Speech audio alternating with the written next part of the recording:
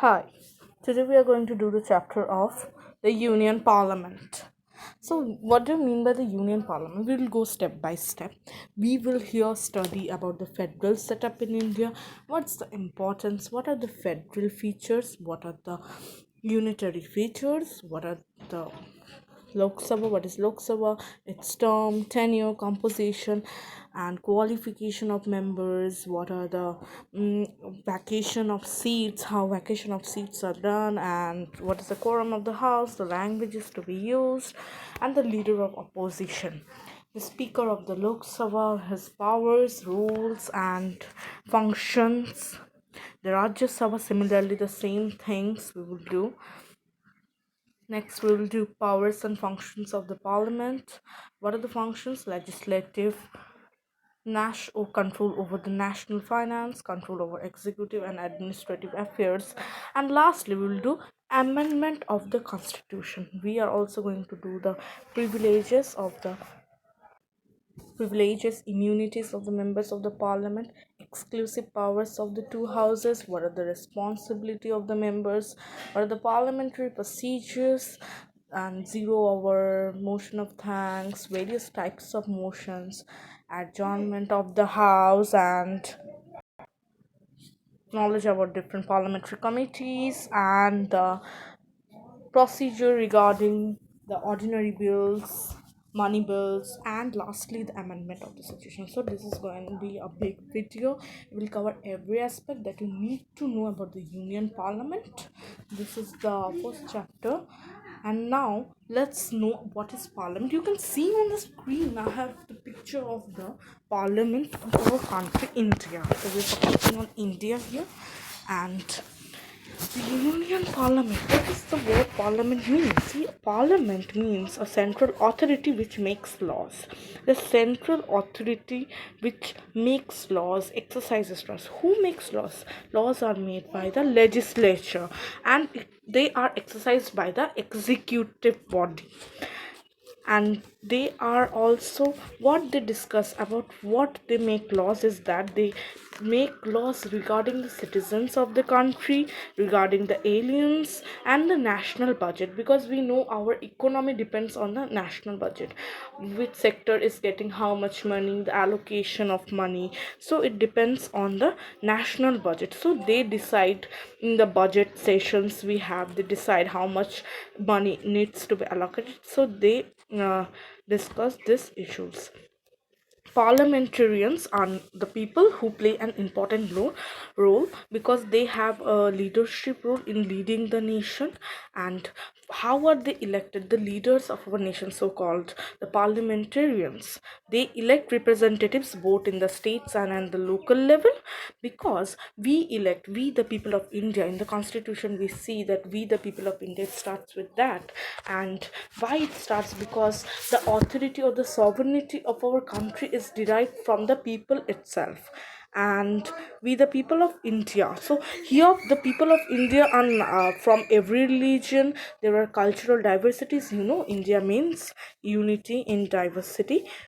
So the parliament is a symbol of nations' hopes and aspirations. The leaders we elect, the governments we change, those are our aspirations. We elect them based on their ethnicity, based on their accountability, based on their powers, functions, so what they will function, what we aspire. So we, the people of India, elect directly them.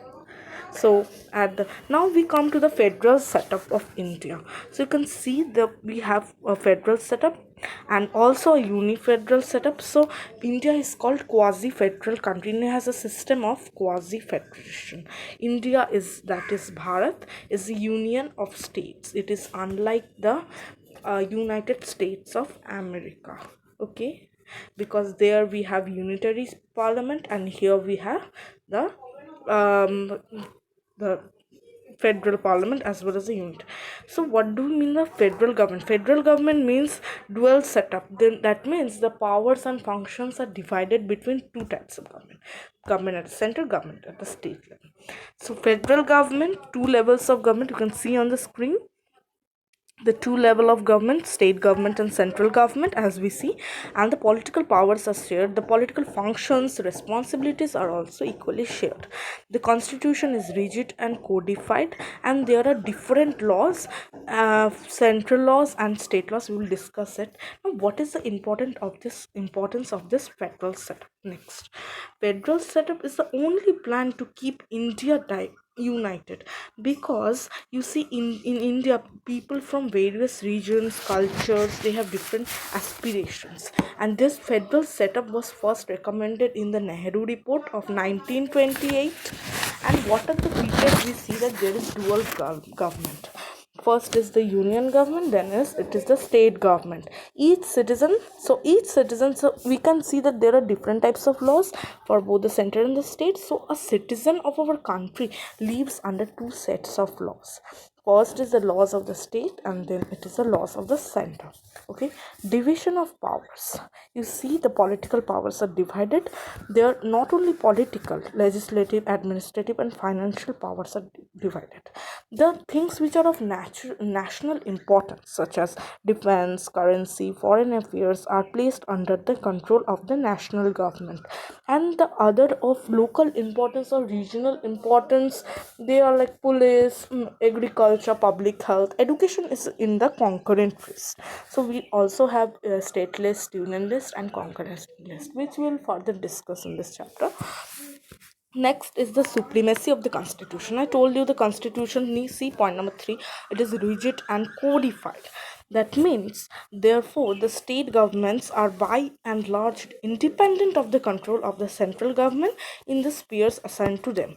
Okay, the central government doesn't have full-fledged control over the states, so there is a loose autonomy present in every state.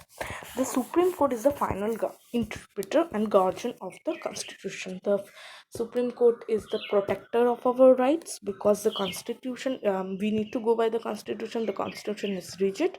So, if anything, the Parliament passes laws which are constitutionally invalid, then it will become null and void by the Supreme Court. Now, only a Supreme Court can settle the disputes between the government of India and states, or between any state. So, Supreme Court, which knows the Constitution of India, is the final interpreter of and guardian of the Constitution. Here you can see the picture of the Lok Sabha in my screen. So we are now going to start off with the topic of Lok Sabha. What is Lok Sabha? You see, the parliament, union parliament, is incomplete with the president. The main constituents of the Indian parliament are the two houses, which is Lok Sabha, which we are going to discuss, and the Rajya Sabha, which is the council of states, and also the president. Okay, there are no the house is incomplete without the president. What is the term and duration of this house? The term and duration is 5 years. It can be dissolved earlier because of any vote of no confidence directed against the members. So we will see how they are elected. The extension shall be in no more case more than a year at a time. What is the composition of Lok Sabha? Lok Sabha's maximum strength is 552 members, and up to 550 members can represent the states, and 20 members will represent the union territories. Okay, now besides the two members of the Anglo-Indian community, if the president feels that this group is not represented properly in the parliament, he can appoint two members in the Lok Sabha. So total the effective strength is 545, and 543 are directly elected, and two Anglo-Indians are indirectly elected. They are two elected, and they are nominated rather by the president. So you can see the present strength. This is not the present, this is an average. This changes every year. So present strength of the Lok Sabha changes according to needs. How it changes, how it can change, we will discuss that also. You see the chart, you can pause the screen and see it. See, there are 29 states, 7 territories, and you see the effective strength is coming total of 545. Okay, And what is the reservation of seats? Reservation is for the scheduled castes and scheduled tribes. In 2008, the number of seats that were reserved for the scheduled castes were raised from 79 to 84, and for the scheduled tribes it was raised from 41 to 47. Now, how this elections takes place? It is done by universal adult franchise. It is by direct election on the part of the people. So how they are elected? See, universal means everyone. We will not discriminate based on the person's religion, place of birth, gender, or economic status. Thus, every person who has attained the age of 18 years is entitled to vote, otherwise disqualified from vote if below this age. There are now come to the parliamentary constituencies. How this area? See, a place is called a territorial constituency, which is a well-defined area where we elect our Lok Sabha members. So how many? See, the members are 543. So 543 single member constituency. So what are the qualification of this Lok Sabha members? He must be a citizen of India. He must not be less than 25 years of age. Must possess other such qualifications that are prescribed by the parliament, that are changed, that could be changed from time to time. How will it lead to disqualification? If a member holds an office of profit under the government, so this will be regarded as null and void. This qualification will be regarded as null and void. And if the person is of unsound mind, or he or she is declared as a piece of the contempt of the court, and if the state the I mean the high courts or the supreme courts given verdict on the person, so he will be disqualified. The person has ceased to be a citizen of India, cannot be so. And if one is so disqualified under any law made by the parliament, no person can be made both the houses of the parliament at the same time. So you can be either a member of the Rajya Sabha or the Lok Sabha. So this is one case in which the Supreme Court upheld the expulsion of MPs. You can pause the screen and read this case. Now, before every elected member becomes a part of the Lok Sabha or takes his seat, he has to make some oath before the president. What he has to tell in that, he will bear true faith and allegiance to the Constitution of India. Second, he will uphold the sovereignty and integrity of India. He will faithfully discharge the duty upon which he is about to enter. So this is the oath of affirmation by the members. He or she. The vacation of seats, when a person's especially a Lok Sabha, his or her seat will be vacated if he writes a letter to the speaker of the chairman, he will get to resign. And again, if he is absent from all the meetings of the Lok Sabha for 60 days, and he will be disqualified if he violates any part of the constitution or any act of the parliament, or if he defects on grounds of defection. Now, what is the quorum of this house? Quorum is the minimum amount or minimum number of members that are required to be present in the Lok Sabha before a meeting on a particular subject is allowed to begin. So it will constitute 1/10 of the total members. At least 55 members should be present then, and if there is a lack of quorum, the speaker adjourns the house. Now we come to the salaries and allowances of the members. The salaries are in a way by the constituency allowance and an office allowance. So in 2011, you see one data is given. The local area development fund was increased from 2 to crore to 5 crore per MB for carrying out the developmental work. So they get money for the developmental work. So, what are the languages to be used in the parliament? The official language, there are 22 official languages, and from that, the business is carried out in Hindi or English. A speaker who cannot adequately express himself in these languages, his languages soon translated into the required languages. No member expect with the prior leave of the speaker. No member should read out a written speech through notes as may be referred to. Now there is something called courtesy to the house. If these members leave the house immediately after finishing the speeches without taking the permission of the speaker, then they will have to then they will breach the courtesy to the house. Now, what is the leader of opposition? He has or she has an important role to play in Lok Sabha or Rajya Sabha. A party gets recognition as a parliamentary party if he has 1/10 of the total membership of the house.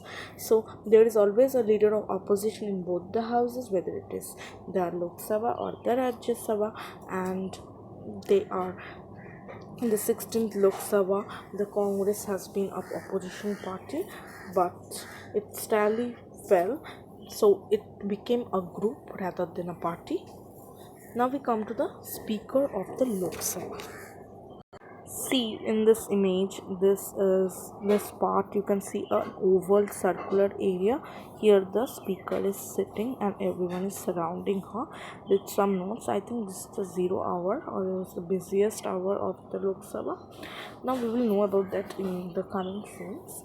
Now, Speaker of the Lok Sabha, how the Speaker of the Lok Sabha, how he or she is elected? He is elected by simple majority of the members present and voting.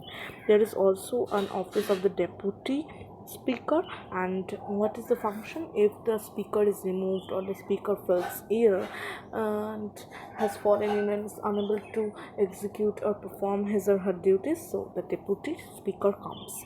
There are a panel of chairpersons. There are 6 chairpersons. The panel is chosen by the speaker of the house. Now, how the speaker can be removed? He or she can be removed from his office by resolution passed by a majority of then members of the house. And if the house is dissolved because of a vote of no confidence, or because of decreased quorum, or due to some emergency, so the speaker will not vacate his or her place. Now, who was the first woman speaker? You will write in the comment section. She was elected in 2009. She was Congress MP. These are the hints, and you write the name in the comment section. Now we come to the role and powers and functions of the speaker. So she or he regulates debates and proceedings in the house. A speaker needs to preside over the meetings of the house. All speeches of the parliamentarians are addressed to her. She decides which questions to allow and which questions to decline, and she finds out some resolutions. She gives the topic of to the agenda of the day's day-to-day work activities, and all bills are passed by her signature. She has to signature all the bills passed. So we can see that if any question arises about whether it is a money bill or not, whether the bill is money bill or not, so we'll come to know about what is a money bill, which is a normal bill. But if it is a money bill, then the last resort will be to the speaker of the house, and she will decide whether it is or not. And the votes against a proposal and for the proposal equal, the last vote will be given by the speaker. This is called the casting vote, and it will decide whether or not the proposal will be passed. So she has many powers. So we come to the disciplinary functions of the speaker. What is the disciplinary function? She or she can remove a person if the parliamentarians, if one of the parliamentarians use indecent words or unparliamentary words. So, and she can also adjourn the house if there is a grave disorder, or the breach of agreement is so huge. Now comes the administrative function. The speaker is the direct link between the government and the parliamentary rules, and she communicates the decisions of the house to the concerned authorities and requests them. So she is the government here, I mean the union or the cabinet. Okay, the speaker allows admission of the strangers or the press correspondents who can really examine the situation, or for the newspaper. So they are seated in the galleries. There's a part called the gallery of the house. They are seated. Now the supervisory control over parliamentary committees. Now we are talking about this, about the speaker of the Lok Sabha. You can see in your screen, it's written. The speaker has some supervisory roles over parliamentary committees. Ex officio he is the ex officio chairman of the house and of some committees of the house. Which are the two committees? Business Advisory Committee and Rules Committee. And the speaker, I mean, appoints the chairpersons of the house. And the government, if a government does not allow a particular document to be shown, or says that it is against public order, then the committees insist on this, on the production of this before the people. So there is a conflict, the speaker's advice will be obeyed in this case. Now, what is Anti-Defection? Anti-Defection Act of 1985. So, what are the powers of the Speaker under the Anti-Defection Law? This law was passed in 1985, and it looks after this that if a member of the Lok Sabha stands disqualified because of this decision of the Speaker. See why this decision is given under the provisions of the Constitution Act 2003. The defectors who are leaving one party and going to another, and they are also defectors will lose their membership, and they will be debarred from holding any public offices until they are given again they are elected by the people. So what is defection? Defection means giving up the membership of a party to which one belongs and going to another party, contesting an election in another party. It is against the directions of the house. And what are the other powers and functions which you need to know? If there is a joint sitting of the house, the speaker will be presiding over it, and the speaker is empowered to recognize parliamentary parties and groups in the house. She gives recognitions, she gives consultations. And so the speaker, in case of Rajya Sabha, we will see what is its function with regard to the house. Now, what is the speaker's position? It is of great honor and responsibility, because she or he has to handle so many things. You see, the functions and the powers are also huge. They are not to be misused. Now, next comes the Rajya Sabha. The Rajya Sabha is the second chamber of the Indian Parliament, so it can be dissolved by the President before its term expires, and Rajya Sabha is not a is a permanent body because it is not totally dissolved. So we will see how. Now we come to the composition of the house. So composition, there are not more than 250 members. The members fall into two categories: nominated and elected, as in that case of the Lok Sabha. So the president nominates 12 persons who have a practical experience in matters like literature, science, art, and social service.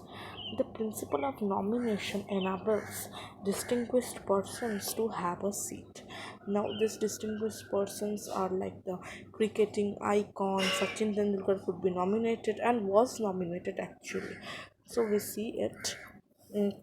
Now, what is the allocation of states?